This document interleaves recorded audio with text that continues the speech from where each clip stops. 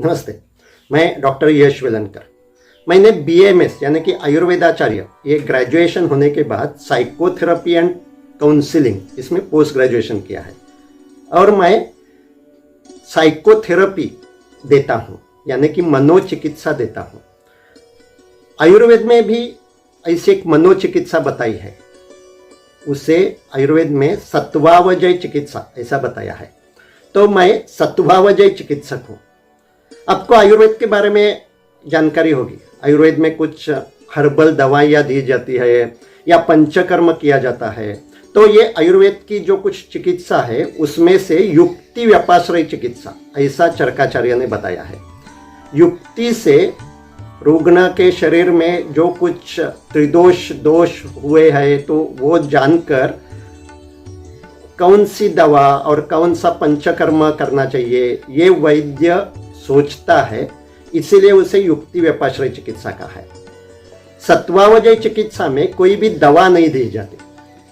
सत्वावजय चिकित्सा की जो व्याख्या आचार्य चरकाचार्य ने बताई है वो ऐसी है, अहितेभ्यो अर्थेभ्यो मनोनिग्रह, यानी कि जो कुछ अहितकारी अर्थ है, जो कुछ अहितकारी बातें हैं, तो उसके प्रति अपने मन का निग्रह बढ़ाने की जो कुछ चिकित्सा है, मनोचिकित्सा है, वो सत्वावजय चिकित्सा है।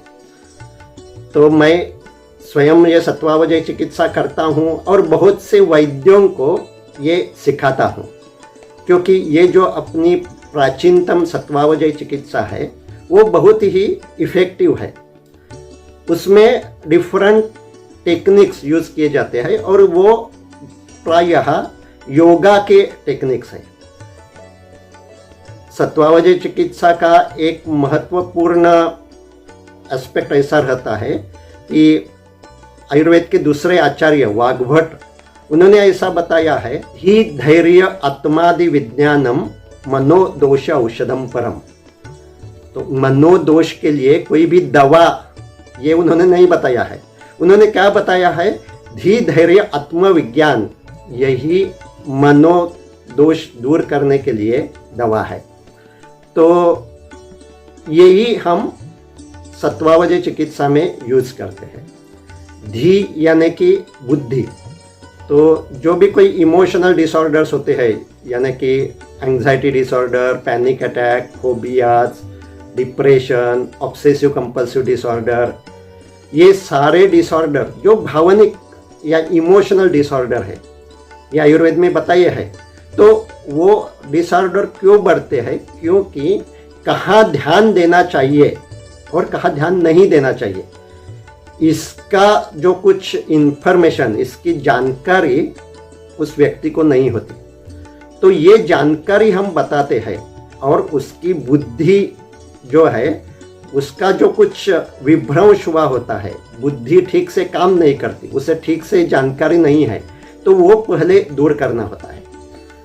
इसीलिए धी धैर्य आत्मादि विज्ञानम ऐसा वाग्भटाचार्य ने बताया है।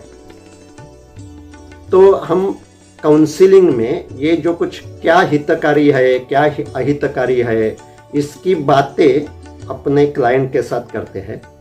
बाद में धैर्य यानी कि जिससे साइकोथेरेपी में एक्सपोजर थेरेपी ऐसा बताते हैं, वो हम सत्वावजय चिकित्सा में यूज़ करते हैं। यानी कि जब किसी को एंग्जाइटी होती है, चिंता होती है, तो वो हमेशा चिंता से दूर भागने का प्रयास करता है और उससे ही उसकी चिंता बढ़ती है, उसका फोबिया बढ़ता है। तो अब हम उन्हें ऐसे कुछ टेक्निक सिखाते हैं कि चिंता के समय मेरे मन में चिंता है, इसका स्वीकार करके अपना ध्यान शरीर पर बार बार देना होता है।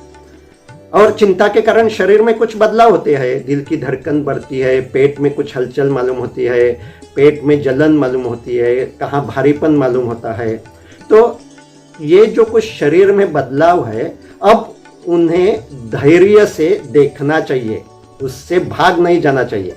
और वो कैसा देखना चाहिए, तो साक्षी भाव से देखना चाहिए। इसे ही वाग्भटाचार्य ने आत्मविज्ञान ऐसा कहा है। तो आयुर्वेद ये आस्तिक दर्शन है। और आयुर्वेद में आत्मा इसका गुण साक्षी ऐसा बताया है। तो साक्षी होकर शरीर में जो कुछ होता है उस पर ध्यान देना और उसका स्वीकार करना, इसके लिए धैर्य की आवश्यकता होती है। वैसे ही मन में भी जो कुछ होता है, मन में तरह तरह के विचार आते हैं और उस विचार के कारण कोई फीलिंग्स क्रिएट होती है, तो उसमें वैषम्य यानी उदासी होती है। अब पहले जब उदासी होती थी तो वो आदमी मैं उदास हूँ ऐसा कहता है। अब सत्वावजय चिकित्सा में हम उसे ये सिखाते हैं कि उदास मन होता है और आपके मन में क्या हो रहा है वो देख सकते हैं और उसका स्वीकार भी कर सकते हैं। और जब वो ऐसा स्वीकार करते हैं तो ये जो उदासी होती है वो भी कम होती है। इसीलिए ये जो सत्वावजय चिकित्सा में हम डिफरेंट टेक्निक्स यूज करते हैं, जो हम काउंसलिंग सेशन में अपने क्लाइंट के साथ बात करके उसे वो सिखाते हैं और उसका ऑनलाइन कोचिंग भी कर सकते हैं, उसे कोई एक्सरसाइज देते हैं और उसके कारण उसका सत्व गुण बढ़ता है। तो सत्वावजय चिकित्सा इसी बताते हैं कि जब इंसान के मन में रजोगुण बढ़ता है तो वो बार बार भविष्य के बारे में उसके मन में विचार आते हैं और वो चिंतित होता है। अब जब हम अपना ध्यान बार बार वर्तमान क्षण में लाते हैं तो सत्व गुण बढ़ाते हैं और जो कुछ हो रहा है वर्तमान क्षण में उसे महसूस करके उसका स्वीकार करते हैं तो भी सत्व गुण बढ़ता है। सत्व गुण जब रजोगुण से बढ़ता है, रजोगुण पे विजय प्राप्त करता है, वही सत्वावजय है और उसके कारण ये जो एंजाइटी डिसऑर्डर है वो ठीक हो जाती है। वैसे ही वैषम्य या उदासी में, डिप्रेशन में मन में उदासी के विचार आते हैं, जो अतीत में हो गया है उसके विचार आते हैं, तो उस समय भी हम अपने क्लाइंट को ये सिखाते हैं कि अपना ध्यान बार बार वर्तमान में लाना चाहिए और वो जो विचार आते हैं उनसे अलग होना चाहिए। और ऐसा टेक्निक जब वो क्लाइंट सीखता है तो उसकी उदासी भी कम हो जाती है। सत्वावजय चिकित्सा ये बहुत ही एक इफेक्टिव थेरेपी है। और अब ये जो मनोकायिक डिसीज बढ़ रहे हैं, यानी कि तनाव के कारण होने वाले शारीरिक बीमारियां भी बढ़ रही है। कई लोगों को हाइपर एसिडिटी है, कई लोगों को इरिटेबल बाउल सिंड्रोम यानी कि ग्रहणी, यानी कि पेट में दुखाव होता है, टॉयलेट को जाना होता है लेकिन वहाँ उस समय टॉयलेट होता नहीं।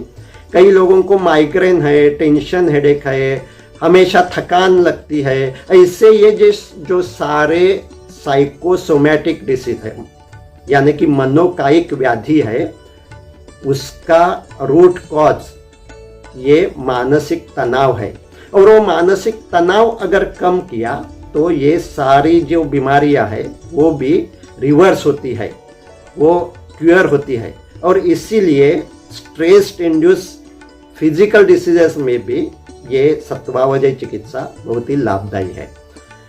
अगर आप BMS डॉक्टर है तो वो सत्वावजय चिकित्सा आप सीख सकते हैं। और अगर आपको कोई ऐसी इमोशनल इश्यूज है, चिंता है, वैषम्य है, ऑब्सेसिव कंपल्सिव डिसऑर्डर है, तो सत्वावजय चिकित्सा से अगर आप दवा ले रहे हैं तो वो दवा भी कम हो सकती है और आप फिर से नॉर्मल और हैप्पी हो सकते हैं। इसके बारे में अगर आपको कोई जानकारी लेनी है तो संपर्क कीजिए। धन्यवाद।